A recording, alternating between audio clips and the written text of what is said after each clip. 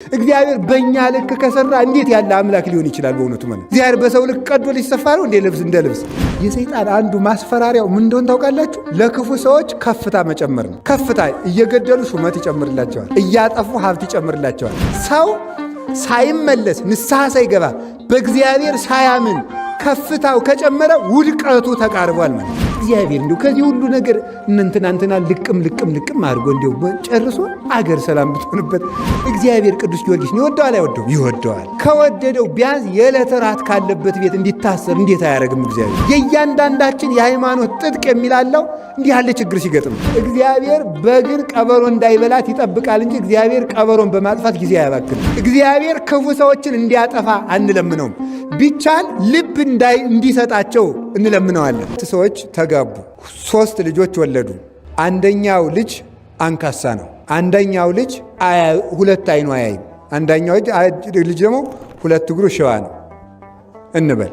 አንደኛው ልጅ 2 ጆሮዎቹ አይሰማም። እንዲህ ያለ 3 ልጅ ወለዱ። ሴትዮቱ ሽባው ልጅ ደግሞ የመጨረሻው ልጅ ቢሆን ትታው የሞተችው በመንፈቁ ነው። ለሰውየው ገንዘብ የለውም። እናትና አባቱ ቀድሞ ከማግባቱ በፊት የሞቱ ናቸው። ምንም መተዳደሪያ የለውም። እነዚህን ሰርታ የምታስተዳድርለት ሚስቱ ነበረች፣ ጥላበት ሞተች። አሁን እግዚአብሔር ትክክል ነው አይደለም? እስኪ መልሱ። ትክክል ነው በሉ። ሲደርስ ነው በጣም የሚከብደው ማለት። እንዴት ነው ይሄ ትክክል የሚሆነው ነው ጥያቄው የሚሆነው። እንዴት ሊሆን ይችላል? ለሚስቱ ቢያንስ እሺ፣ ሰው አሁን ምንድን ነው የምንለው? እግዚአብሔር ስለፈቀደ ነው። እንዴት ነው እግዚአብሔር መልካም ነገርን እኮ ይፈቅዳል። እንዴት ለሰውየው ቢያንስ ሚስቱ ብትቆይለት እግዚአብሔር ደግ አይደል እንዴ ነው የምንለው ማለት ነው። እንዲያን የሚያደርግበት ፈጽሞ ሊመረመር አይቻልም በእውነቱ ማለት። አሁን ለምሳሌ ቅዱስ ጊዮርጊስ ልጇን ያዳነላት ሴት ምንድን ነበረች? ልጇ አይኑ እማያይ ነው፣ ደግሞ ሽባ ነው በእውነቱ ማለት ነው። አንደበቱ ዲዳ ነው። እንዲህ ያለ ልጅ ነው የነበራት። ከዚያ በኋላ ተመልከቱ ምንድን ነው የደረገ? እንዲህ ያለ ልጅ ወልዳ ኖረች። አሁን ሴትዮቱ ደግሞ ደግ ሰው ናት። ሰው ምንድን ነው ሊል የሚችለው? አይ እግዚአብሔር ሴትዮቱ ደግ ጥሩ ክርስቲያን ለዚች አሁን ይሄን ጉድ ልጅ ይስጣት ነው የምንለው ማለት ነው። እንዴት ለእሷ ይሄን ይሰጣታል እግዚአብሔር ብለን ጥያቄ እናነሳለን። ደግሞ ግዛት ቆይ በጊዜው እግዚአብሔር ያድነዋል ይሄን ልጅ ቢባል ምን ብለን ነው የምንጠይቀው? ደግሞ ዛሬ ቢያድነው ምን ይቸግረዋል እግዚአብሔር? ተመልከቱ እንዴት እንደሆነ ይህንን ነገር ላሳያችሁ። አሁን ይሄን ልጅ ቶሎ ቢያድንላት ጥሩ ነው። አሁን ለሴትዮቱ ጥሩ ነው። ኋላ ግን የበለጠ ጥሩ ነው ደግሞ። ከዚያ ምን ሆነ? ቅዱስ ጊዮርጊስን ወስደው ከዚያች ድሃ ቤት አሰሩት። አይደለም? ከዚያች ድሃ ቤት ደግሞ ሌላ ጥያቄ አንሱ። እንግዲህ እንዲህ ብለን ማንሳት እንችላለን። እግዚአብሔር ቅዱስ ጊዮርጊስን ይወደዋል አይወደውም? ይወደዋል። ከወደደው ቢያንስ የዕለት ራት ካለበት ቤት እንዲታሰር እንዴት አያደርግም እግዚአብሔር? ይህም ደግሞ ሌላ ጥያቄ እኮ ነው ማለት ነው። ስለ እሱ ብሎ እየተሰቃየ እንግዲህ ነገስታቱ ወስደው ያሰሩት ረሃብ እንዲሞት ብለው ምንም የዕለት እንጀራ ከሌላት ከድሃ ቤት ነው ያሰሩት። ቢያንስ እግዚአብሔር የዕለት እንጀራ ካለው ቤት እንዲታሰር አያደርገው? እኛ ብንሆን በቅዱስ ጊዮርጊስ ቦታ ብላችሁ ማሰብ ነው። የምታሰር አንተን ብዬ የምገረፍ አንተን ብዬ ቢያንስ እንጀራ ያለበት ቤት አታሳስረኝም አትሉ እንላለን እኮ በእውነቱ ማለት። እዚያ ቤት ወስደው አሰሩት። የሁለቱን መልካምነት እግዚአብሔር እንዴት እንዳገጣጠመው ተመልከቱ። ከዚህ በኋላ ምን አደረገ? ታሰር። ሴትዮቱ በጣም ደግ ስለሆነች ጊዮርጊስን ለምኜ ላበላ ብላ እንጀራ ልመና ሄደች። ለምን አለ ከልጇ ዲዳነት በላይ አሁን እኛ ብኖ ምን እንላለን? ተመልከቱ። ራይ ድረስ ነው። እኛ ወገኖች ሃይማኖት ይጨምርልን እግዚአብሔር። ምን እንደምንለው ጊዮርጊስ ማለት በጊዜው በዚያ ቦታ በሊዲያ በሶሪያ ምድር ላይ በአገሩ አንደኛ ወንጀለኛ ሰው ነው። በሞቴ እንግዲህ ልብ ብላችሁ ስሙ። ያንን ወንጀለኛ ሰው እናንተ ቤት አምጥተው ቢያስሩት ምን እንደምትሉት? ሰውዬ ራስህን ቻል፣ እኔን ጨምረህ የወንጀለኛ ወዳጅ ልታስብለኝ ነው ምንባል? በጭንቅ ጊዜ እኮ እንዴት ከባድ መሰላችሁ! ሃይማኖት እንዴት ይፈተና መሰላችሁ! የእያንዳንዳችን የሃይማኖት ጥጥቅ የሚላለው እንዲህ ያለ ችግር ሲገጥም ነው። እንጀራ ከአለመስጠትህ አንድ ነገር። ሴትዮቱ ማንሳት የምችለው ጥያቄ ብነግረው የማይናገር የማይራመድ ልጅ መስጠት አንድ ነገር። አንተን ማመኔ ለመቼ ሊሆነኝ ነው ፈጣሪ የሚያስብል ችግር ነው የገጠመ። ደግሞ ይህንን ሁሉ ተቀብላ ለምን አልታበላ ከተማ ሄደች። እግዚአብሔር መጨረሻ ላይ መምጣት ያውቅበት የለ። ከዚያ በኋላ ተመልከቱ፣ በቅዱስ ጊዮርጊስ ጸሎት ከምሰሶ ጋር ነው ያሰሩት። የታሰረበት ምሰሶ 15 ክንድ ከቤቷ በላይ ወጣ፣ ለምልሞ ማለት ነው። ቅጠል አውጥቶ ቅርንጫፍ አውጥቶ ዴቴ ነገር ድግ። ከዚያ በኋላ ከቤቷ ደግሞ ሙሉ ጻዳ ህብስት በቢሙ ቤቷን ሞላው። ለምን አለ ጊዮርጊስ ቁራሽ ይዛ ስትመጣ እሱ በነጭ ህብስት ቤቷን ሞልቶላታል ማለት ነው። ራቧ ተወገደላት። ከዚያስ ደግሞ ምን አደረገ? የልጇን አንደበት ፈወሰው። ከዚያስ ደግሞ ምን አደረገ? አይኑን ፈወሰው። ከዚያ በኋላ ምኑ ቀረ? እግሩ ቀረ። እግሩስ አለችው እሱ ይቆያል። አሁን ጥያቄ ጠይቁ። አትበሳጩም እናንተ? አሁን ለምሳሌ እግዚአብሔር መቼም ቸር ነው። ኩራት እንዳልኮራ ስለሚያውቅ ለእኔ አሁን የፈውስ ሀብት ቢሰጠኝ ኖሮ ነው የለኝም አደራችሁ እና ቢሰጠኝ የተወሰነ 1-4 ህመም ኑሮባችሁ 3ቱን አድኜ ይህም በሌላ ቀን ብላችሁ ምለን አየቤተ ክህነት ሰው ይኸው ደግሞ ለሌላ ቀን እኮ እንደው በቃ ደጅ ሊያጸናኝ እኮ ነው ስገድልኝ እኮ ነው የሁሉ ነገር ነው ምንለው አይደለም እንዴ? እሱን ሌላ ቀን አለ። ለምን ነው ተመልከቱ። ከዚያ በኋላ በዚያች ድሃ ምስክርነት ብዙ ሰው አመነ። በዛፉ መለምለም ብዙ ክርስቲያን አፈራ። አንድ ስንዴ ብዙ ፍሬ እንደምታፈራ ብዙ ሰው አፈራችበት። መጨረሻ ላይ የቅዱስ ጊዮርጊስ ሩጫ ሊፈጸም ሲል ምን አደረገ? እንደ እባብ ልባሞች እንደ ርግብ የዋሆች ነው አላለም እንዴ? ከዛ ቅዱስ ጊዮርጊስ ሩጫውን የሚጨርስበት አክሊል የሚቀበልበት ጊዜ ሲደርስ ለንጉሱ ሄደና እስከ ዛሬ ተሸውጄ ተታልዬ ኑሮ አለ። ምን ነው ገባኝ። አሁን እንግዲህ ለአጵሎን ልሰግድ ነው አለ። ልሰግድ ነው ና በል ራስህን ልሳም አለው። ቆይ እኛ ገሊላውያን በልማዳችን መጀመሪያ ለጣዖት ሳንሰግድ አንሳምም አለ። በርኩስ አፉ እንዳይሰማው ማለት ነው። ቆይ ብሎ ልትሰግድ ነው ና እንልስገድ። አይ እንደዚህም አይደለም። በጥቂት ሰው አይደለም የሚደረገው። ጠቅላላውን በሙሉ የገሊላን ሰው በሙሉ ጊዮርጊስ ለአጵሎን ሊሰግድ ነው እያልክ አዋጅ ነገር አለ። ጊዮርጊስ ለአጵሎን ሊሰግድ ነው እየተባለ አዋጅ ተነገረ። ይኸውላችሁ ልብ ብላችሁ ስሙ። ለአጵሎን ሊሰግድ ነው ተባለ። በቃ እንዲህ አድርገህ ልትሰግድ ከሆነማ አለው እሾመሃል መንግሥቴ እኩል ይሰጥን። እንዲያውም እኔ አዋጅ አስነግሬ እስከምመጣ አንተ ከንግሥቲቱ ጋር ተጫወት ብሎ ንጉሱ ከሚስቱ ጋር አስቀመጠው። እሱ ቆመና ዳዊቱን ይደግማል። የአሕዛብ አማልክት አጋንንት ናቸው፣ ዓይን አላቸው አያዩም፣ ጆሮ አላቸው አይሰሙም፣ እግር አላቸው አይራመዱም እያለ ይዘምራል። ንግሥቲቱ ትሰማል። ማንን ነው እንደዚህ የምትለው አለች። ጣዖታቱን ነው አለች። አሕዛብ ለምን አጉረመረሙኝ? እነማን ናቸው የሚያጉረመርሙ አለ። ነገሥታቱ ናቸው አለ። እዚህ በኋላ ልቧ ተሰበረና እኔም ክርስቲያን መሆን እፈልጋለሁ አለች። ይሄ ነዋ ንግሥቲቱን ራሷን ክርስቲያን አደረጋት። ከዚያ በኋላ ክርስቲያን ሆነች። ተመልከቱ። ጊዮርጊስ በል እንግዲህ ና ስገድ፣ ሰው ተሰብስቦላል ተብሎ የአገሩ ሰው በሙሉ ግማሹ ጣዖት የሚያመልከው ተመስገን ልናርፈው ነው እያለ፣ ክርስቲያኖች ደግሞ ወይናችን መምህራችን ያን የመሰለ አብነታችን ሊክድ፣ ያች ሴት ደግሞ እንጀራዬ እያለች የልጅ መድኃኒት እያለ ልጇን ሽኮኮ ብላ መጣች። ሽባ ልጇን ማለት ነው። ሰው ከተሰበሰበበት ልጁ ያ ሽባ ልጅ አያችሁ፣ ሁልጊዜው ሁሉም ነገር በጊዜው መልካም ነው። ከእናቱ ትከሻ ላይ ሆኖ መጣ። አንተ ሕፃን በጌታዬ በኢየሱስ ክርስቶስ ስም በእግርህ ና አለ። ከዚያ በኋላ ከእናቱ ትከሻ ወርዶ ያ ልጅ መጣ። ሂድና አጵሎንን ጊዮርጊስ ይጠራል በለዋል። ከዚያ በኋላ ሄደና አጵሎን ጊዮርጊስ ይሰጣል አለው። ይሄ ልጅ እየመራ አጵሎንን እያስከተለ እያንቀጠቀጠ ይዞት መጣ ማለት። ከሕዝቡ መካከል አቁሞ ለምን ነው አንተ እንደዚህ ፍጥረትን የምታስት? እኔ ሰዎች ነው የሰገዱልኝ። እኔ በማክሰኞ የተፈጠርኩ እንጨት ነኝ፣ የማውቀው ነገር የለኝም፣ ስገዱልኝ አላልኩም ብሎ እንጨቱን አስመስክሮ አንተም ያደረብህም ሰይጣን መሬት ተከፍታ ተዋጣችሁ ብሎ ከመሬት አሰጥሞ ሃይማኖቱን ገለጠ። ያ ልጅም ምን ተባለ? የቅዱስ ጊዮርጊስ ረዳት ሆነ ማለት ነው። ሐዋርያ ሰማዕት ሆነ። በጊዜው ሲመጣ አንደኛ ተመልክቶ ሰራዊት ሁሉ ምን አሉ? ሽባ የነበረው ልጅ በእግሩ መምጣት። አጵሎንስ እንዴት ያለ ደካማ አምላክ ነው! አያ ሕፃን ልጅ ዶ የሚያመጣው። ለእሱ አንሰግድም እንግዲህ ለጊዮርጊስ አምላክ ነው የምንሰግድ። እንደገና ደግሞ ራሱን ማዳን ያቃተው አንድ ሕፃን ልጅ ጠርቶ የሚያመጣው ነው እንዲህ አምላክ። በዚያውስ ላይ ደግሞ ለራሱ ያልሆነ ብለው በዚያ የተሰበሰቡት ሁሉ ክርስቲያን ሆነው ተጠመቁ። ሁሉም ነገር ለመልካም ይሆናል። እግዚአብሔር ምንጊዜም ትክክል ነው የሚባለው ለዚህ ነበረ። የዚያች ሴት ሃይማኖትም ተፈትኖ ነበር። ልጄን አድነ ሲያበቃ አንተም ፈርተ ልትክር ነው ብላ ነበረ። በጊዜው ግን መልካሙን ነገር ገለጠ። እግዚአብሔር በጊዜው መልካሙን ነገር ይግለጥልን። አሁን እኛ የምንለው እንደዚያ ነው በእውነቱ ማለት እግዚአብሔር እንዲሁ ከዚህ ሁሉ ነገር እንትና ልቅም አድርጎ እንዲሁ ጨርሶ አገር ሰላም ብትሆንበት እንላለን እኮ ሁላችንም ከትልቅ እስከ ትንሽ በዚህ ሐሳብ የማይፈተን እኮ የለም። እነገሌን ስፍራ ሰጥቶ ለእኛ ሰላም ቢሰጠን ምን አለበት? ምንም የለበትም። አዎ ግን እግዚአብሔር አሰራሩ በእኛ ልክ አይደል እንዴ? እግዚአብሔር በእኛ ልክ ከሰራ እንዴት ያለ አምላክ ሊሆን ይችላል? በእውነቱ ማለት እግዚአብሔር በሰው ልክ ቀዶ ሊሰፋ ነው እንዴ? እንደ ልብስ የእሱ አሰራሩ ድንቅ ነው ወገኖች። እኔ ከልቤ ነው የምነግራችሁ። የእኛ አይምሮ የእግዚአብሔርን አሰራር ወደ መቀበል ከፍ ካለ እግዚአብሔር በቅርብ ጊዜ ወደ እኛ ይመጣል። እንዲያ እንዲሆን እግዚአብሔር አይምሯችንን ያሳድግልን የሁላችንን።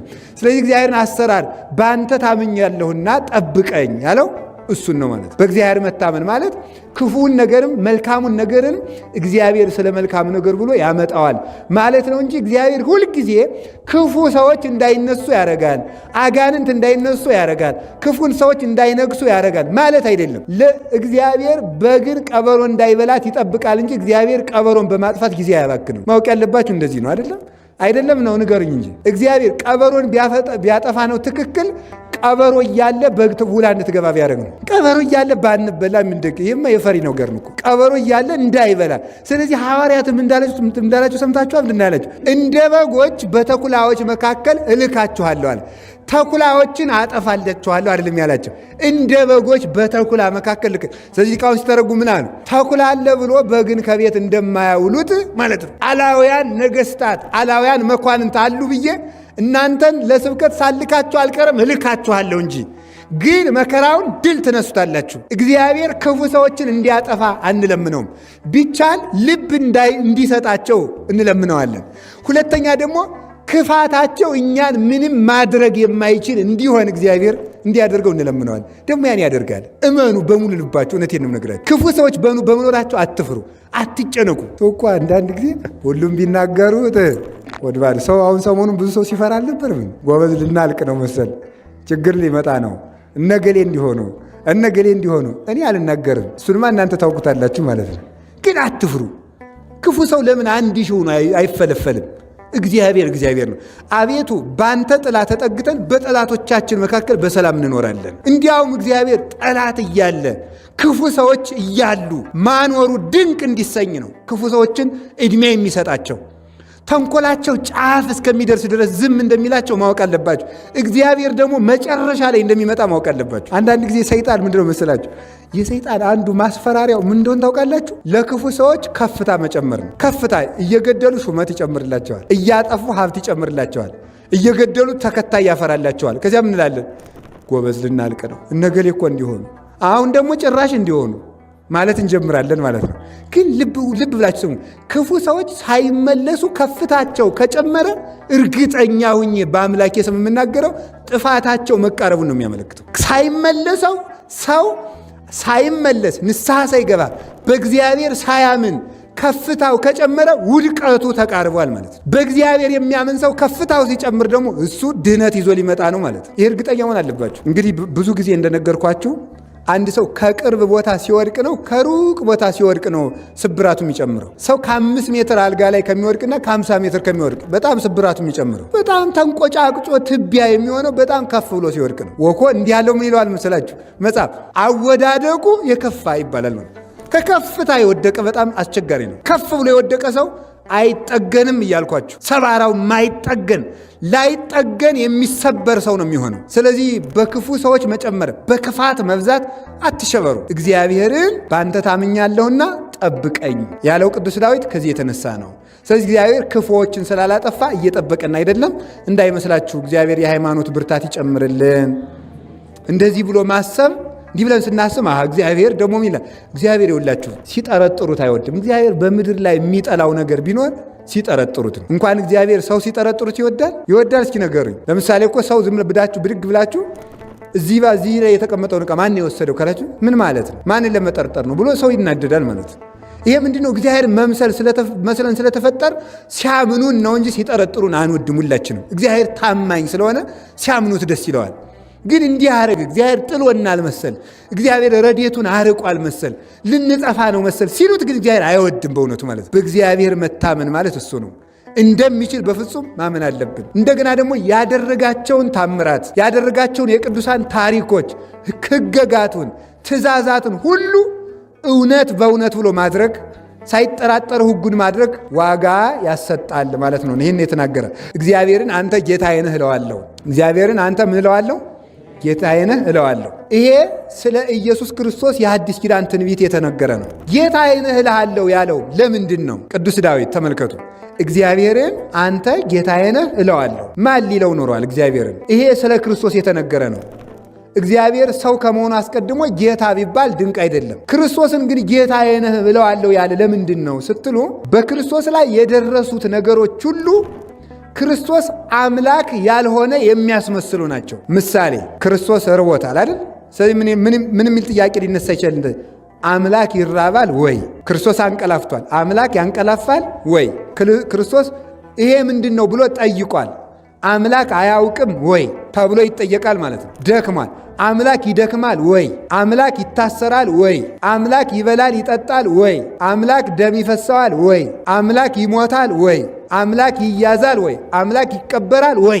በመቃብር ይለካል ወይ? እንዲህ የሚል ጥያቄ ያነሳል። ቅዱስ ዳዊት ግን እነዚህ ሁሉ ነገሮች ቢደረጉም ክርስቶስን እኔ ፈጣሪ መሆኑን እረዳለሁ ነው። ክርስቶስ ፈጣሪ መሆኑን። ስለዚህ ጌታ ምን አለ? ማቴዎስ ወንጌል ምዕራፍ 11 ላይ ተመልከቱ። በእኔ የማይሰናከል ሰው ብፁዕ ነው ይላል። እንዴት ነው የማይሰናከል? እንደዚህ ቅድም ያልኳቸውን ነገሮች አይቶ ፍጡር ቢሆን ነው እንጂ ፈጣሪ ቢሆን መቼ እንደዚህ ይሆን ነበረ? ለፈጣሪ እንደዚህ ነገር አይገባውም ብሎ በሰራዋቸው የድካም ስራዎች ተሰናክሎ አምላክነቴን ያልተጠራጠረኝ ሰው እርሱ ብፁዕ ነው። ከነዚህ ጎን ለጎን የምንመለከታቸው ነገሮች አሉ። ለአፍታ ያህል ልከልስላችሁ። ሲራብ ስናየው ተመልከቱ። ቅዱስ ኢሬኔዎስ ሃይማኖተ አበው ምዕራፍ 7 ላይ መጻሕፍት ክርስቶስ አምላክ ሰው መሆኑን እንደሚነግሩን አምላክ መሆኑን ይነግሩናል ይላል። ይህን ቃል ሁላችሁም በሕይወታችሁ ዘመን እንድትይዙ ትፈልጋለሁ። ሁላችሁም በቃላችሁ ነው እንድትይዟት የምፈልገው። መጻሕፍት በሉ ክርስቶስ ሰው መሆኑን እንደሚነግሩን አምላክ መሆኑን ይነግሩናል። በቃ ማምላክን ይቺ ከገባቻችሁ ሃይማኖታችሁን አጥርታችሁ ያዛችሁ ማለት ነው። ማንኛውም ከኦርቶዶክስ ሃይማኖት ውጭ የሆነ ሰው እንዴት አምላክ ይደክማል፣ እንዴት አምላክ ይራባል ሲሏችሁ መልሳችሁ ምንድን ነው? መጻሕፍት ሰው መሆኑን እንደሚነግሩን አምላክ መሆኑን ይነግሩናል። አንተ ክርስቶስ ተራበ ብለህ የሚለውን ነው የምታነብልኝ። እኔ ደግሞ ክርስቶስ ምን አረገ ብዬ እነግርሃለሁ። ተራበ ብሎ ሲነግራችሁ አምላክ የሆነ መጻሕፍት ተራበ ብለው ይነግሩናል አይነግሩንም? የተራበ ተቀራኒ ምን ይነግሩናል? 5000 ሰው አጠገበ ብለው ይነግሩናል። ከዛስ ደግሞ ምን ብለው ይነግሩናል? የሕይወት እንጀራ ነው ብለው ይነግሩናል። እሺ መጻሕፍት ክርስቶስ ታመመ ብለው ይነግሩናል። ምን ብለው ይነግሩናል? ፈወሰ ብለው ይነግሩናል። የ35 የ38 ዓመት ደዌ ተኝቶ የነበረ ሰው አልጋውን ተሸክሞ እንዴት ሲያደርግ ይነግርናል። ክርስቶስ አልዓዛርን የት ጠየቃችሁት ብሎ ጠየቀ ብለው ይነግሩናል። ክርስቶስ አልዓዛር እንደሞተ አስቀድሞ ተናግሯል። እዛው ዮሐንስ ወንጌል ምዕራፍ 2 ላይ ምን ይላል መሰላችሁ? ያ ወንጌላዊ እኮ ነው የነገረን። አልዓዛርን የት ቀበራችሁት ብሎ ጠየቀ ብሎ የነገረን ዮሐንስ አስቀድሞ ምዕራፍ 2 ላይ ምዕራፍ 11 ላይ ክርስቶስም ኢየሱስም አልዓዛርን የት ቀበራችሁት ብሎ ጠየቀ ብሎ የነገረን ዮሐንስ ምዕራፍ 2 ላይ አስቀድሞ ምን ብሎ ይነግረናል መሰላችሁ? የሰውን ፈቃዱን ሊነግሩት አይፈልግም፣ እሱ ራሱ ሰውን ያውቃልና ይላል። እሱ ራሱ ሰውን ያውቀዋልና ዮሐንስ ወንጌል ምዕራፍ 2 ላይ ማለት ነው። ስለዚህ ተመልከቱ፣ እንደ ጠየቀ እንደሚነግሩን ሳይጠይቁት እንደሚያውቅ ይነግሩናል መጻሕፍት። ምንድን ነው ይሄ ብሎ እንደሚያውቅ ምን እያላችሁ ነው ብሎ እንደሚጠይቁሉ ዮሐንስ 6 ላይ ኢየሱስም አይሁድ እንዳንጎራጎሩ እንዳጉረመረሙ አወቀባቸው ይላል። የልባቸውን ይመረምራል። መጻሕፍት በመርከብ ላይ ተኛ ብለው እንደሚነግሩን ምን ብለው ይነግሩናል? ደግሞ ነፋሳትን ገስጽ ብለው ይነግሩናል። መጻሕፍት ሞተ ብለው እንደሚነግሩን ምን ብለው ይነግሩናል? ተነሳ ብለው ይነግሩናል። ስለዚህ ማጠቃለያችን ክርስቲያን ሲኖር በክርስቶስ የሚያምን ሰው ጠንቅቆ ማወቅ ያለበት ይሄን ነው። የክርስቶስን የሰውነቱን ስራ መርሳት የለበትም፣ የአምላክነቱን ስራ መርሳት የለበትም። ይሄንን ያመነ ሰው ስለዚህ ለምን ክርስቶስ እንዲህ አለ፣ ለክርስቶስ እንዲህ አለ ብለው ሲጠይቋችሁ አጭር መልስ የቅድሞ አረፍተ ነገር መጻሕፍት ሰው መሆኑን እንደሚነግሩን አምላክ መሆኑንም ይነግሩን። አንተ የሰውነቱን ዘረዘርክ እንጂ የአምላክነቱም አለ ብሎ ይህንን መዘርዘር ነው። ሁሉን እንደሚችል ማስረዳት። ሰው ሆኖ በሰራው ስራ አላፍርበትም ለማለት ቅዱስ ዳዊት ሰው የሆነ እግዚአብሔር ቃልን ምንም ቢደክም፣ ምንም ቢራብ፣ ምንም ቢጠማ፣ ምንም ቢሞት፣ ምንም ቢታመም አሁንም ፈጣሪ ነው እለዋለሁ። ቶማስ ይህንን አረጋገጠ። ዮሐንስ ወንጌል ምዕራፍ 20 ቁጥር 28 ላይ ምን አለ? ቶማስ ጌታ ተነሳ እኮ ሲሉት አይ እኔ ካልዳሰስኩት አላምንም አለ። ዳሰሰው። ሲዳስሰው ከዚያ ተመልከቱ እጁ ርር ቁምጥር አለ። አንተ እውነትም ፈጣሪ ነህ ጌታዬ ነህ ብሎ መስክሮለታል ማለት ነው። ስለዚህ ክርስቶስ አምላክ ጌታ ነው። ይህንን ነው ቅዱስ ጳውሎስ ቅዱስ ዳዊት እግዚአብሔርን ጌታዬ ነህ እለዋለሁ ያለው ክርስቶስን ነው። ጌታዬ የሚለው ቃል ለሰው ሲነገርና ለክርስቶስ ሲነገር ልዩነት አለው። ሰው ጌታዬ ይባላል፣ ማወቅ አለባቸው ይህን ማለት ነው። ሰው ጌታዬ ይባላል። ጌታዬ ባልነው ጊዜ ምን ማለት ነው? የሰው ጌትነት የሹመት የማክበር ነው። ክርስቶስ ግን ጌታ ሲባል ብዙ ጊዜ ፈላስፎችና ከኦርቶዶክስ እምነት ውጭ የሆኑ ብዙ ሰዎች በዚህ ጉዳይ ስለሚከራከሩ ክርስቶስ ጌታ ቢባል ምን ችግር አለው? ትልልቅ ሰዎችም እኮ ጌታ ይባላል። ስለዚህ ክርስቶስ ትልቅ ሰው ስለሆነ ነው ጌታ የተባለ ተብሏል። እሱ ግን ጌታዬ የተባለ ተመልከቱ፣ ምን ብሎ ነው ቅዱስ ዳዊት ያለ? ጌታዬ እለዋለሁ ብሎ አይደለም፣ እግዚአብሔርን ነው ያለው። ክርስቶስ ጌታ ሲባል በእግዚአብሔራዊ ጌትነት ነው፣ በሰው ጌትነት አይደለም ጌታ የሚባለው። ቶማስም ዮሐንስ ወንጌል ምዕራፍ 20 ላይ ጌታዬ ካለ በኋላ አይማ መምህሩ ስለሆነ ነው። መምህርም እኮ ጌታ ይባላል፣ ሽማግሌም ጌታ ይባላል፣ ንጉስም ጌታ ይባላል እንዳይሉት ቶማስ ምን ጨመረበት? አምላኬ የሚል ጨመረበት። ጌታዬ አምላኬ ብሎ ጨመረበት። ቅዱስ ዳዊትም እግዚአብሔርን ጌታ ይለዋለሁ አለ። ክርስቶስ ጌታ ሲባል በፈጣሪነት ነው፣ በአምልኮ ነው፣ በአምላክነት ነው። ቢጽ በሌላት አጠራር ይላሉ አባቶቻችን ሊቃውንት። ቢጽ በሌላት አጠራር ለምሳሌ አብርሃም ጌታዬ ይባላል፣ በሚስቱ በሳራ ነው። ቅዱሳን አማልክት ይባላሉ፣ የጸጋ ነው፣ መለከ ገዛ ባለው ገዦች ስለሆኑ እግዚአብሔር የሾማቸው ስለሆኑ በዚህ አማልክት አምላክ ይባላሉ። ሙሴ የፈርዖን አምላክ ተብሎ ተጠርቷል፣ እግዚአብሔር ነው የጠራው። ክርስቶስ አምላክ ሲባል ግን ቢጽ በሌላት አምላክነት ነው። የአምልኮ የመመለክ የጌትነት የፈጣሪነት ነው። ቅዱሳን የተፈጠረን ይጠብቃሉ፣ ይመግባሉ። የፈጠረ ቅዱስ ግን የለም። ስለዚህ በፈጣሪነት አምላክ የምንለው ቅዱስ ግን የለም፣ በጸጋ አምላክ የምንለው እንጂ። ክርስቶስን አምላክ እለዋለሁ ስንል ይሄ ነው። ቅዱስ ዳዊት የነገረን ይሄ ነው። ዮሐንስ ወንጌል ምዕራፍ 20 እና መዝሙር 16 ላይ የተነገረችው 15 ላይ የተነገረችው እግዚአብሔርን ጌታዬ እለዋለሁ ያለው ይሄንን ነው ማለት ነው።